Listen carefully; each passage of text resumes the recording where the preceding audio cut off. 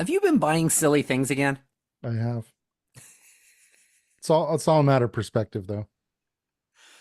No, it's all silly. I hate to tell you this. So say you. So say me. I don't actually even know completely what you've purchased. You sent me a text. I didn't understand what it was, but it seemed unnecessary. But then again, I guess like half of what we talk about is unnecessary. Like nobody needs some of these EVs that we talk about. You could, and we'll talk about some EVs that are ones that you can get that are kind of necessary later in this episode. I mean, like, the supercars, which we'll also talk about in this episode, are unnecessary. But things like the Model 3 and the Bolt, I would say those fall Yeah. more under Uh, realistic and necessary vehicles. yes. Anyway, I'm Phil Royle. I am one of the co-hosts, co-founders, co-people here. Been doing automotive journalism and content creation for 20 years. And periodically, I go onto the whatcar.com/store and purchase paraphernalia that helps support us. And it doesn't really work when I just do it or when Ed just does it, because we do. Which, if you're watching the video, which YouTube, .com/at the whatcar, then you can see some of this paraphernalia that we have spent our money on. And if you spend some of your money on it, it helps support the blog and the podcast and helps pay for the hosting and the other stuff that goes into producing what you're listening to and what you read on the blog. And helps us make more cool stuff. Yeah. If you got more cool stuff that you want us to make, hello at thewhatcar.com. Either Let us content know. or merchandise. Yeah. Either way. Either way. Uh, Ed Sanchez, likewise 20 plus years in automotive content creation and moderation. Day job, automotive electronics industry analyst, and the Watt Car co-founder and contributor. What'd you buy? What'd you And, buy? and purchaser of unnecessary things, as Phil would say. So what was it? I bought new puddle lights for my Model 3. I thought that was what it was. Yeah. Where do they So, go? So the only thing I know about puddle lights are when I was testing a Ford Mustang, mhm, they have them with the little horse that boop goes down on the floor. mhm, And my kids thought that was the most awesome thing in the world. These yeah. things that I'm like, I guess that's neat. Like my Yukon, it's old. It has lights that shine down so you can see the running board and whatnot. And that's useful. But it doesn't say Denali. But it doesn't say Denali, it doesn't say Yukon or You've Done It, Mary. It doesn't say any of this stuff. Is that now such an inside joke? Because when Biden said that, it was probably like 3 years ago. Yes. So yeah, reference back to probably episode 2, where where Joe Biden had some really good words to say to Yeah. Mary Barra. So So what are these puddle lights? Where do they go? they go under, they actually attach to the lower interior door trim panel, and they basically just replace. So it had puddle lights before, but they were just generic lights. It didn't project anything fancy, or it was Yeah, so it just was like my kind of Yukon. general lighting. It let you Yeah. know where, so you wouldn't trip and fall in or out of Yeah. the vehicle. Yeah. So the standard ones that came with it just pop out. These pop in, harness matches up and everything. Now, to be fair, and some people say, well, what's the big deal? I've had those for like 3 years. Well, they've had aftermarket accessory ones for a while that, I mean, I think some have been like color changing. Some have like the T logo. Again, these are not officially authorized official Tesla ones. So I ridiculously overpaid and got the official Tesla ones. I guess out of concern that if I were to ever take my car in for service and I had unauthorized ones, that'd say, oh, you have unauthorized parts on your car. So, but they That can't puddle say light, that. that puddle These light are caused your battery to exactly. degrade. So I have the official Tesla ones. They came in a very, stylish kind of Apple-like box with, the Tesla logo and everything. So I did front and rear. I did all 4 doors. I was all in. You're So all in. So do I all want to in. know what you spent? I mean, I could look it up. It's it's $65 a set, and the set is two. So if you just want to do the front doors, $65. So, doing the math, I blew $130 on this folly. So And why? Why? Why? I just thought they looked cool. They did the picture you sent. It does look pretty cool. And even that was somewhat even during the daytime. So like at night, it's a really It's even sharp, cooler. it's a very bright, sharp image. Says The Tesla. with the So I'm gonna have to keep an eye out at night when because Tesla's like they're falling from the sky here. They give them away with in cereal boxes. That the Mustang is really the only one that I've got experience with where it's a defined hmm image, hmm and it is like how crisp they can make it is really hmm impressive. yeah. Like it if I were to generate something like this, create something, the light would spill in all different directions and it would look Yeah. like Well, I soft. mean, what's They're impressive pretty too good. is if you look at the actual unit, the light, I guess aperture opening, whatever you want to call it, it's only about an eighth of an inch wide. It's a very focused light beam. But from that little hole, I mean, it projects probably on the ground, it's probably like about 10 or 12 inches wide and like 2 inches tall, Tesla logo. So I guess I don't know if this is what they call a pico projector. I don't know if that's even the right terminology, but It's a word, I've heard it. there's these type of projectors that have a very small like light projector, but it projects a large, crisp, prominent image. So And you installed this yourself. yeah, it took like maybe about 10 minutes for the whole car. Would you recommend? Five I, stars, would if recommend. I would, I mean, if it's something you care about, some people don't. Some people are like, I don't care. Elon already has enough of my money. If you're one of those people, don't bother. But you can buy it official authorized Tesla product on the Tesla store. I got him, I think about 3 or 4 days after ordering. So Do the current like the Highland Model 3s, do they come with these? Is this something that they are producing and now you lowly 2019 Model 3 owner can purchase to update your I don't, vehicle? I don't know if these are standard equipment on the new models on the Highlands and others. Um, but it started in China. It's actually made in China. Oh, If you oh, look, banned. if you read the fine print, but so I'm presumably these are the same ones that they were selling in the China market, and they're just exporting them to the US because it ended up being a really popular accessory in China. And then you go on all the Tesla forums, they're like, hey, how come they get it and we don't? So So it's then like it's like, their oh, okay. Mopar line, essentially. Yeah, It's like their performance upgrades because essentially. you can't performance upgrade an EV generally. So you might Well, as well do it with tchotchkes. yeah, so I got my tchotchkes. So anyway. So there was a video that came out a couple days ago Uh-huh. that I clicked on it. It was a Top Gear video, and I hmm clicked on it not expecting much. hmm And I don't know. Talk about 5 star recommend. I 5 star recommend watching this video. Link in the show notes. Yeah. It's from Top Gear, the Top Gear UK, and it's the new people, whatever. They're still entertaining. hmm And it's Mate Rimac, Christian von Koenigsegg, and John Hennessy. There was supposed to hmm be a couple others.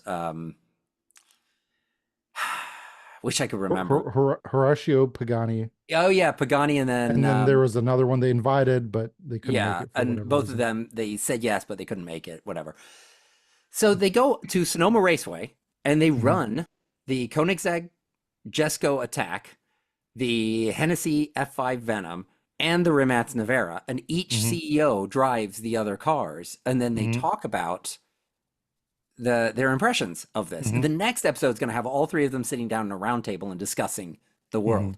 hmm But it is a really fun episode to hmm see these guys go and drive these other cars. And what's really exceptionally fun, I think, is hmm the justification that we've always liked since we've heard of him, hmm Mate Rimac, hmm and his background and his enthusiast hmm history.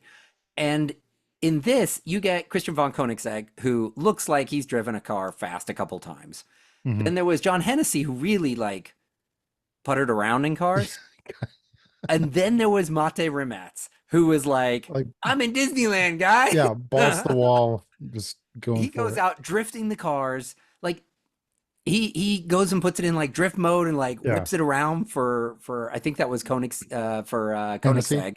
Was it Hennessy who was in the No, no, car? no, no. You're right. You're right. It was He Koenigsegg. comes drifting through one of the turns like he knew how to wheel it.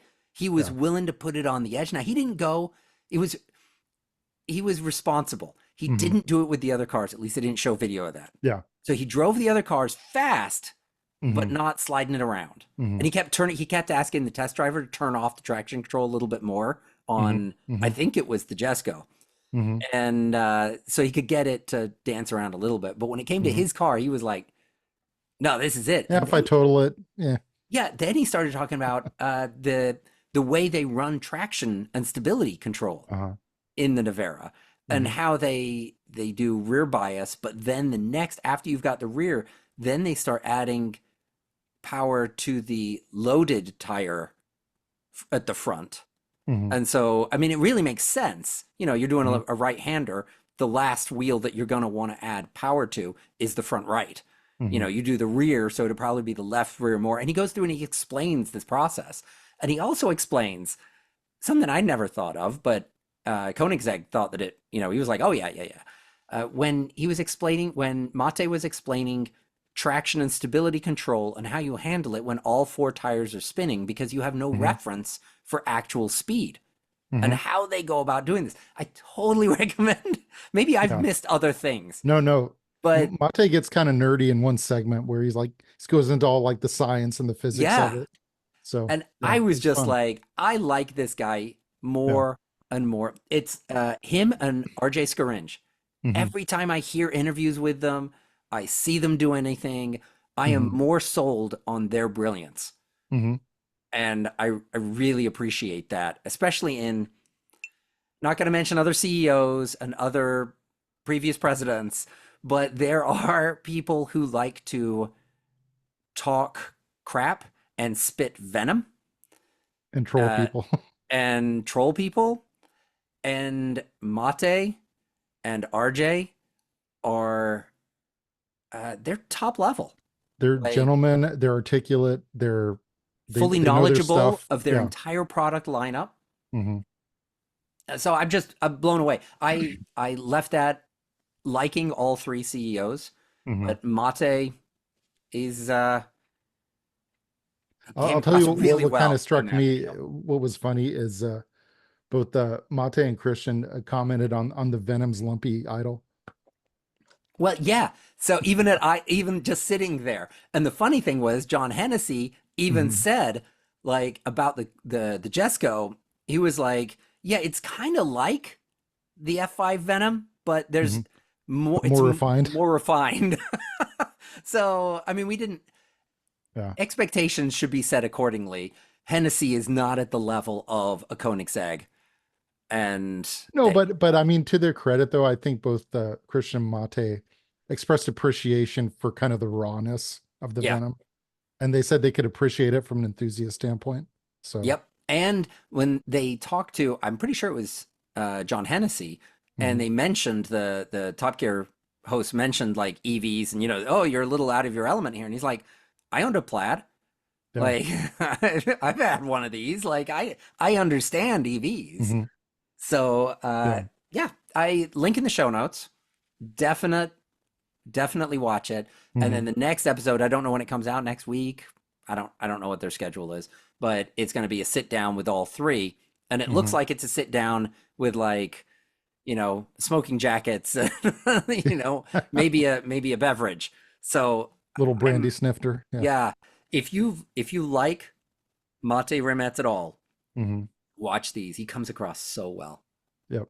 And the grins that he has, like I don't know. I Hmm. was I was impressed with him Makes them before, relatable. and Yeah. yeah, I can't. Why can't he Anyway, be running so things like some of these other so from companies? supercars to quote, would you call them normal cars or Uh, cars I don't. people need or Yeah, cars people. I don't even remember. That was 10 minutes ago. What are you talking about? It's already left my head. So yeah, Chevy Bolt. It's Chevy back, Bolt? baby. What It's it what back soon. is it? I missed. So they killed the Chevy Bolt, and then they said, Mhm. "Oh wait, we actually need an entry level car." Speaking of which, I have now Well, seen yeah. Equinoxes Uh, and Blazers quite a bit okay. in my area. So they All are right. on the Yeah. streets. and they look good, you Yeah. know?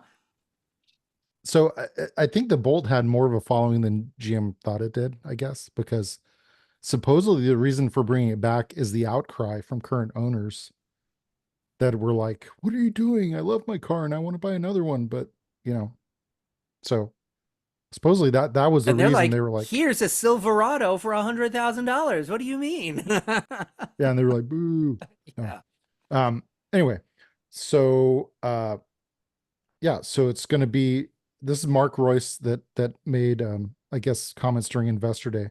So kind of similar, not so much now, well, I guess kind of now, but a few years ago, remember there were like 3 or 4 variations of the Prius. Hmm. There was the C, the V, the regular one, the Prime, the, like they're like, I think at one point about 4 different variations of the Prius. So supposedly with the new Bolt, there's going to be multiple variations. The kind of anchor one essentially being the evolution of the EUV, which originally was a variation, but I guess that's kind of now the standard model. So presumably there will be a smaller one, maybe a larger one. I don't know. Everybody Um, questioned when they came out with the yeah. regular one and the EUV of the second generation Bolt. Everybody Hmm. questioned why the original one, why the They kept non it. Yeah. EUV even existed, because Hmm. the difference, it was like 6 inches or something. Hmm. It was, But just that small difference in terms of styling and proportions and practicality made a huge difference. yeah, In yeah, my, at least in my opinion. yeah, and But it was still compact. It was still a hmm. little hatch. It Hmm. wasn't like all of a sudden you had like a A Suburban. Suburban Yeah. jinx. So when is this coming out? And is it Yeah. going to look this similar? Or is it like No a one hatch or no one really knows. The assumption is it's going to look fairly similar to the outgoing model, I guess. I actually did a post, I don't know if you remember, a few months ago. I hope it looks like the new Trax, because that's a nice looking little Mm-hmm. car. Yeah, I Um, saw one. I think if they did basically an electrified Trax styling wise, I think that would be a hit, because I think that Trax is very handsome.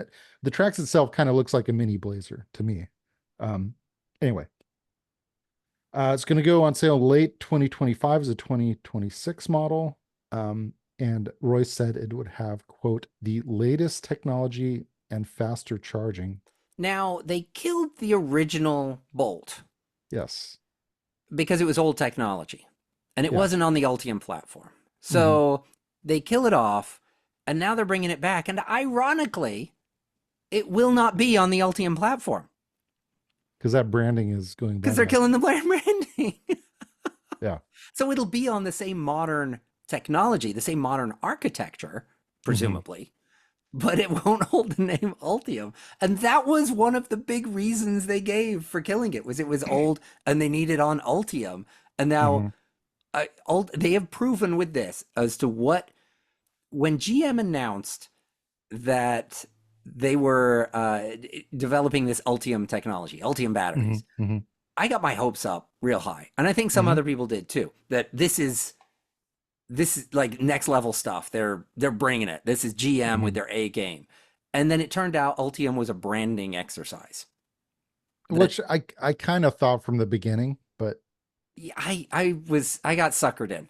I thought it was going to be like, I mean, none of this is to say there's not new mhm. technology in there. But Ultium ultimately was like, what's Mazda's Sky Active. Sky Active? It's a branding thing. It's got Hmm. nothing to do with anything. Hmm. It's theory. It's the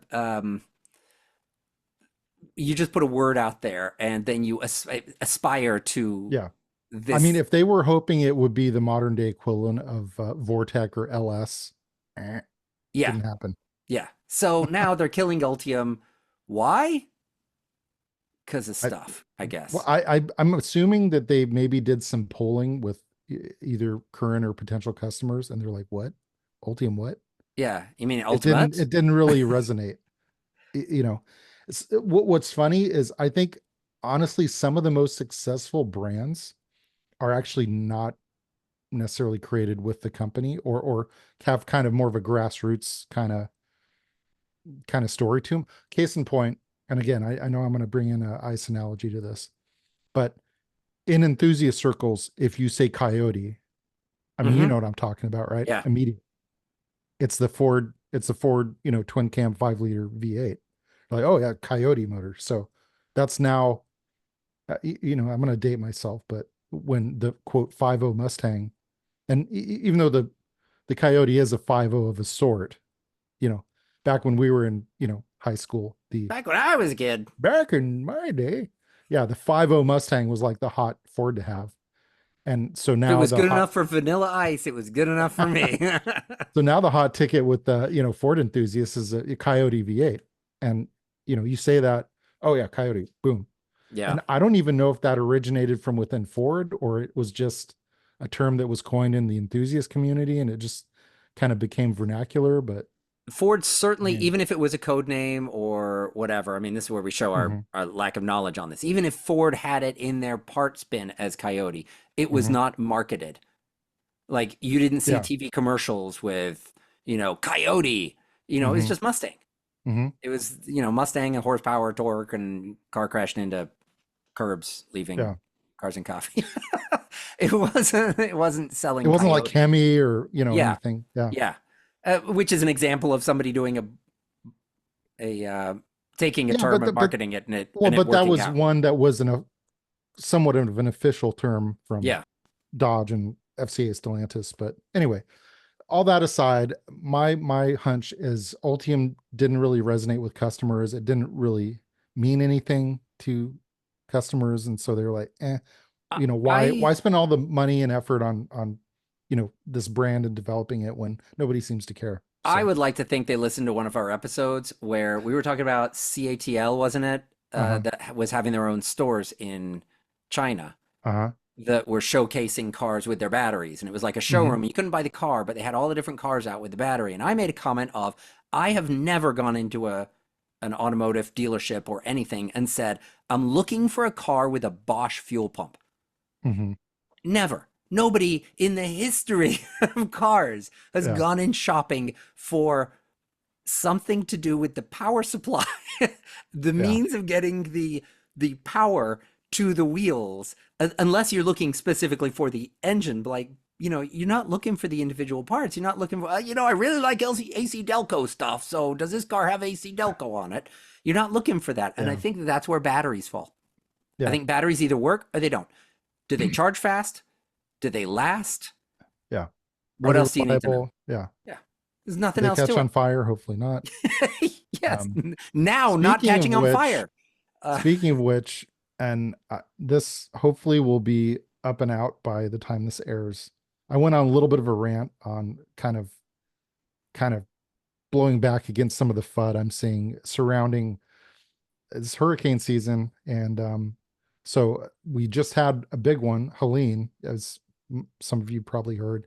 There's another one happening right now, Milton.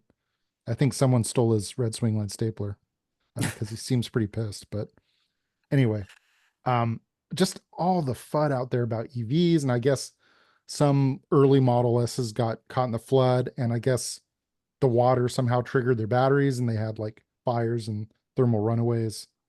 Um, but statistically speaking, EVs are still much less likely than ICE vehicles to catch fire. And as I go into a little bit, in a natural disaster, assuming you have the right equipment, you can take advantage of it. EVs can really be a lifesaver potentially in natural disaster situation with a power outage, especially if you have like a Hyundai eGMP vehicle, Ford Lightning, um, I think probably an R1T, well, Cybertruck, any vehicle with the ability to basically V2L or V2H, like that you can take power out of the vehicle to yeah. power Vehicle to everything. load, vehicle to home. Just, Yeah. I get comments on our Facebook. Follow us on social media. I get comments there, and some people email us and they're like, what does any of this mean? You guys talk about this Yeah. stuff. A lot of what we talk about, if we just mention V2L, V2H, Google it. Yeah. Google it. Because I don't, Basically, it means you can use your car as a giant battery pack to yeah. power your home. Yeah. I have a friend TLDR. that's in Western North Carolina, and her hmm area just is demolished. hmm And so she posts on Facebook periodically when they go down, they can actually get cell reception. And hmm somebody posted up, they were also in that area. And they hmm were like, because somebody made some comment about, EV something or other in the thread. And somebody said, I'm in that same area. hmm I've got my EV, whatever it was. I don't even know what they said what it was. hmm And they've got a battery backup and they've got solar.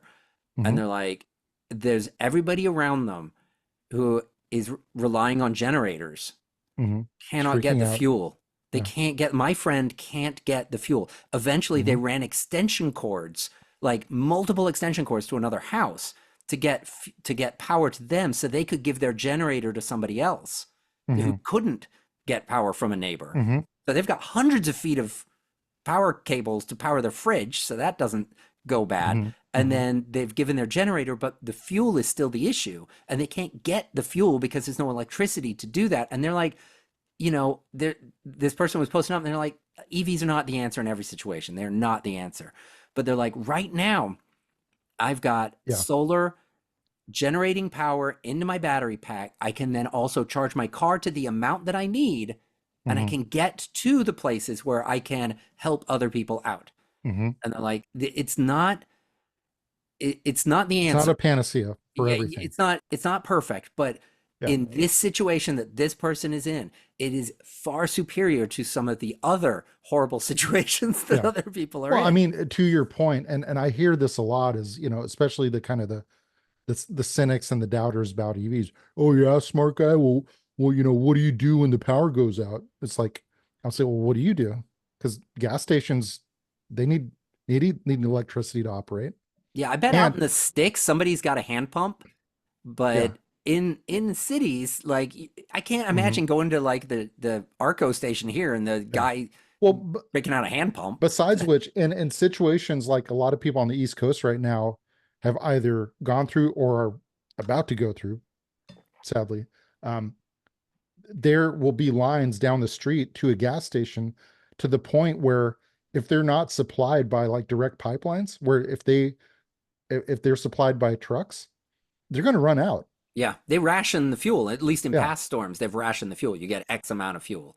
And even here, when we have in California, where you and I are, hmm during power outages, extended power outages, hmm they have limited me at gas stations because I show hmm up with my truck hmm and 25 gallons of extra containers, Yeah. and they're like, nope, No, like, you can fill only your 5 gallons vehicle, at a time or or yeah, or whatever. whatever it is that they don't want. So then I've got to decide, okay, well, I'll take 5 gallons of this and 10 gallons into the truck, hmm and here we go, hmm because I can siphon out of the truck if I Yeah. have.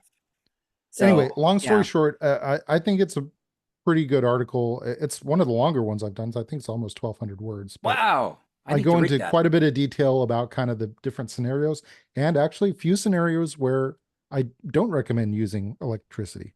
Um, Believe it or not, there's some things electricity is very handy and practical for, and other things it's not. So anyway, that's going to be at thewattcar.com. Feel free to read it when you can.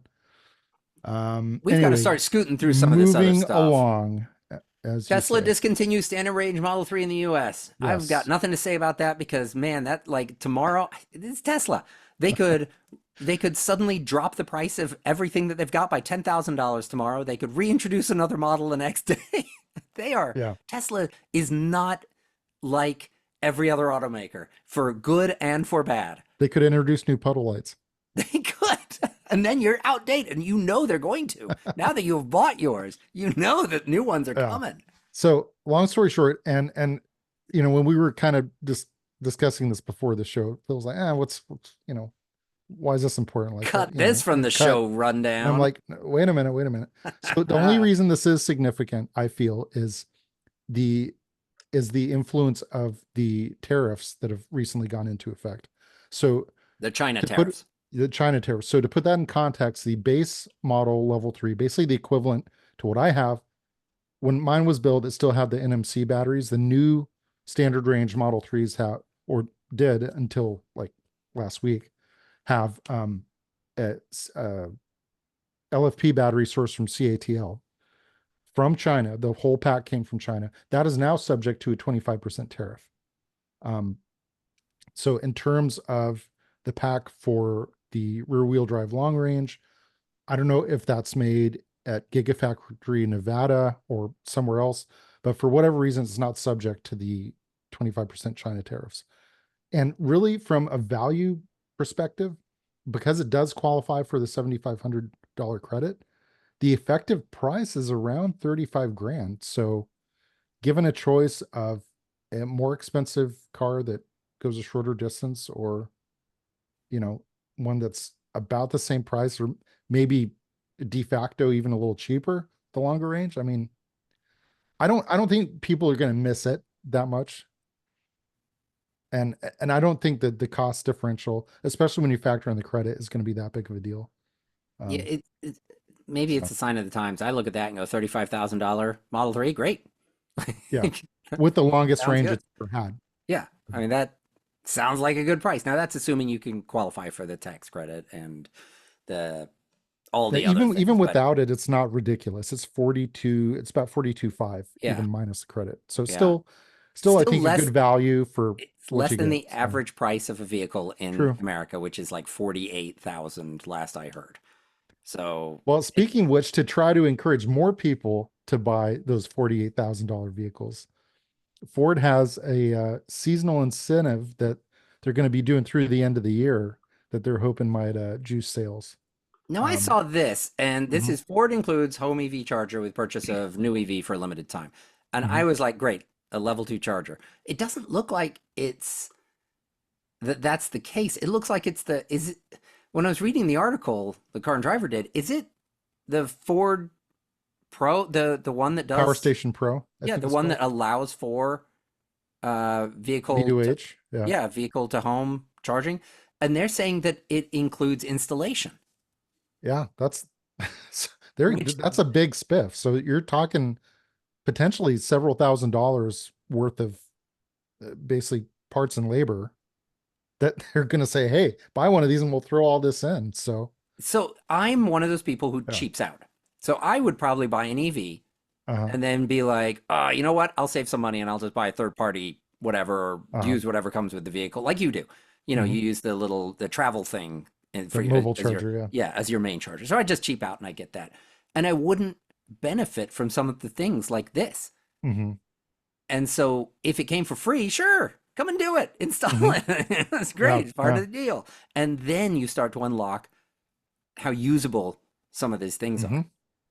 Yeah. And so I think this is great. Ford said, according to this article, Ford said it will offer $2,000 credit for new EV customers who live in an apartment or don't own a home where a charger can be installed. So there, you're not getting Yeah. left out dry. If you can't take advantage of it, you could, Hmm. or be like me and just you take your $2,000 credit and run Hmm. because I know better, and then I regret it later because I Yeah. So don't they actually know better. Ford's struggled a little bit in getting traction with the Mach-E and the Lightning. There was the initial spike of the first adopters that got theirs, and then kind of after that, it kind of so I think they're hoping maybe this will juice sales a little bit and uh, increase interest. But so anyway, I'll tell you what else might increase customer interest is an actual nice and comfortable place to charge. What do you think about this? I want to know your take on this because I think I've got an opposite opinion. Oh, okay. So that this is a company called Rove. So they are opening, and from what I've heard, this is actually open and operational right now. They've opened a full service charging station, food store slash lounge in Santa Ana, which is close to where I used to live. Yeah, I used to Um, work around there. If I still worked there, I'd go visit this yeah. place.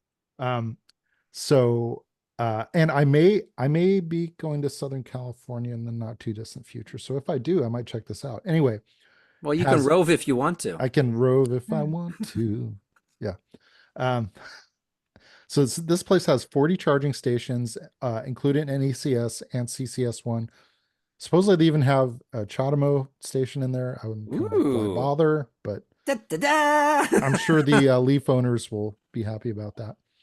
It has a food market, but not just your standard run-of-the-mill 7-Eleven. It has a Gelson's called Recharge by Gelson's. And I had to do it in the fancy voice because if you live in Southern California, you know about Gelson's.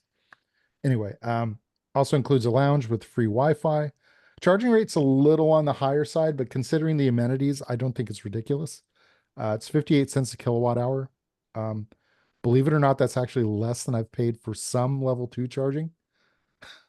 Um, so, on the higher side, but not, I mean, maybe by like, South Dakota standards, it's ridiculous, but by California standards, this is not insane. Um, Also has vacuum, air, and window washing station, and they're planning on doing additional locations in Costa Mesa, which is kind of in the uh, Orange County metro area, Torrance, Corona, and Long Beach. All Southern California stuff. Yeah. Yeah. Good So or what's bad? your question? What do you like it? This I is like that. they're advertising it's like a gas station but for EVs. And that's kind of the I like the concept, and I do think having places like this will warm people up to the idea of EVs more. Um, this sounds somewhat similar in concept to Tesla's Kettleman City Lounge, which I've gone to a few times and charged there. A little more full service. Kettleman City is, I don't want to say stripped down, but they do have a coffee bar and a lounge area, but they don't have a full service restaurant. Even though right next door, I think is, I can't remember. I think Carl's Jr. is across the street, and there are a few other restaurants in the vicinity. So if you plug in, you want to grab some, you can walk like a block or two and get food. Um, so it's just kind of an expansion of that concept, I guess. Um, I'm not opposed to it, but I'm curious as to what the revenue model is. This is going to depend heavily on the throughput and how many people utilize it, how many people buy stuff there.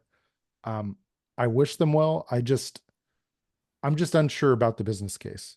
I'll tell you who I wish we had on here to comment about this is Jason Goldfarb, if you Mm-hmm. remember him. Yep. This is kind of his wheelhouse about the business case for EV charging and all the different factors involved.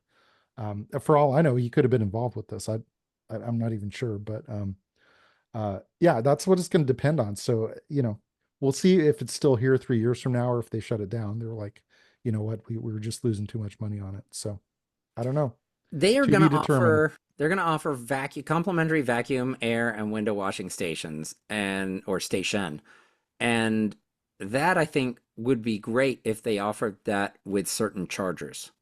Like if you had two or three chargers set aside that had a vacuum Hmm. Hmm. and air and everything. And maybe you pay instead of 58 cents a kilowatt hour, you pay 59 cents or 60. Hmm.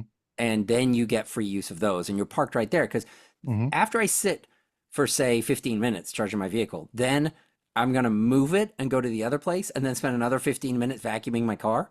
If I've Hmm. got to pay a little bit more, but I can do it while I'm charging, Hmm. that might be worth it to me. You could kind of clean out your car because you're there Hmm. anyway. Yeah. Maybe you don't Yeah. need to go into the fancy schmancy Gelsons. So I think that they need to work through some of the ideas. I think there's some opportunities there. Hmm. But can you read the next article in our rundown? Oh, yes. About a charging network that is shutting down. So that is, how do you pronounce it? Enel? NLX is, NLX yeah. is closing North American operations, parent company of Juicebox. And this is presumably, I don't know them, but presumably just chargers, not with a Gelson's attached and a vacuum cleaner. And they can't get that to work.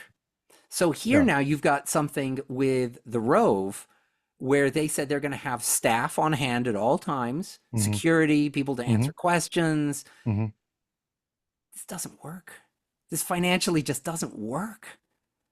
Well, we'll So see. I mean, I wish them well, but yeah. you've got companies with less fun with less um uh Revenue.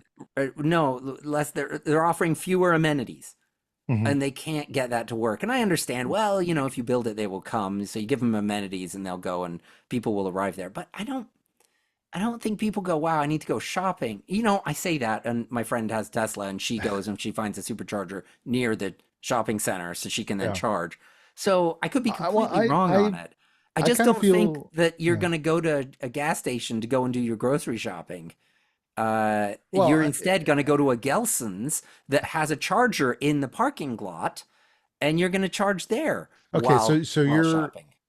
So you're saying the idea of destination chargers. And what I mean by that is the charger is the destination. You think that's kind of a flawed concept? Yeah, I Is what think I'm that's hearing. trying to fit an old paradigm into a new era. And I Possibly. I think the answer is you take all those back stalls like they do, like Tesla does. Hmm. You take the back stalls or the side stalls at a Walmart or a Target or whatever, and you build your superchargers, and then I go there and I charge while I shop.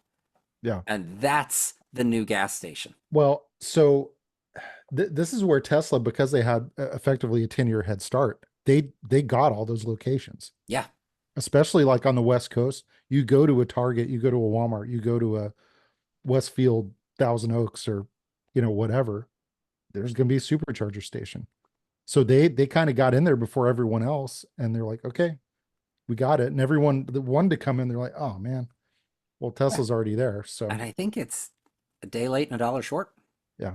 I Well, don't I mean, I don't want to go. I don't pick with gas vehicles that I when I go to fill my Yukon, I don't go, "Oh, what's the best place to where can I when I'm filling up, where's going to have the best vacuum cleaner to vacuum out the car?" No, it's what is the most convenient to fill the yeah, vehicle while I'm going to the destination that I want to. Well, with yeah. an EV, you don't have to have that interruption in the middle. You just Hmm. go to where you want to go, and Hmm. that should have a charger. Yeah. I don't necessarily disagree. Regarding NLX, I think you're kind of making an apples and oranges argument Oh, I somewhat. definitely am.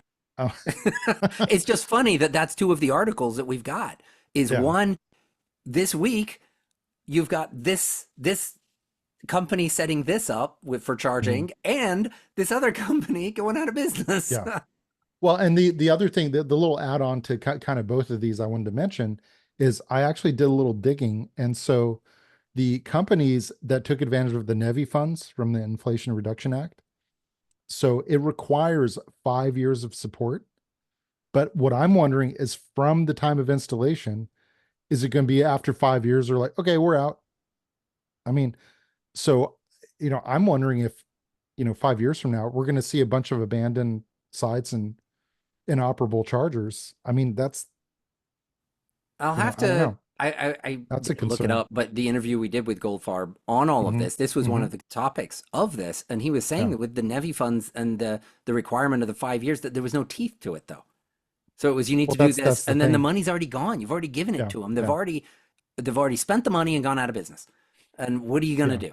Yeah. That's kind of my concern is that, you know, just as we were starting to make progress with EVs and infrastructure, there may be kind of a brief period of unicorns and rainbows, but then it's going to be, dark clouds and storms. So, I don't want Tesla to be the only charging network, but but I really think that in the future, Tesla will be the only large successful charging network. You're going to have others, but I think it's that kind of they've already got a pretty dominant position, and I don't see that changing anytime when you soon. look at what you So, want out of a charger and where you want it and how you want it to work, how you want it to work is still up for debate now that they're going to J3400 and other companies are hmm. coming in and Hmm. using Tesla. That's still up for debate. But if that can Hmm. work, it just needs to work more than three-quarters of the time, and it's better than the other stations Yeah. that already exist. Yeah. So the locations are better. Everything's better about them. The only downside is there aren't enough.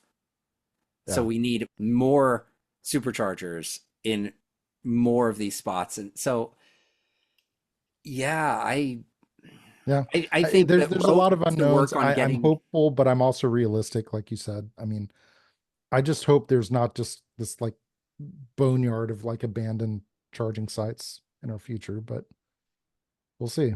Yeah. Do you want to talk about the last one? We kind of already talked about this. Well, I mean, it's kind of related to the storms. This was in the aftermath of Helene. So this guy in Asheville had a Rivian R1T that I guess got washed. He said about 100 miles, or not 100 miles, No, it's no, like yards. 100 yards down the street, down the river, wherever. So it's caked in mud. Just he thought it was totaled. He saw it and he was like, "Oh man, well there goes 80 grand, right?" Uh, to his amazement, um, the doors unlocked, it powered on, and it still drove. It was filthy, but he said it still seemed to work fine. So I guess I don't know if I'd say they're storm proof, but they're storm resistant, I guess. In the video, I unless I'm making this up, I'm pretty sure. Remind me if Mhm. I'm wrong.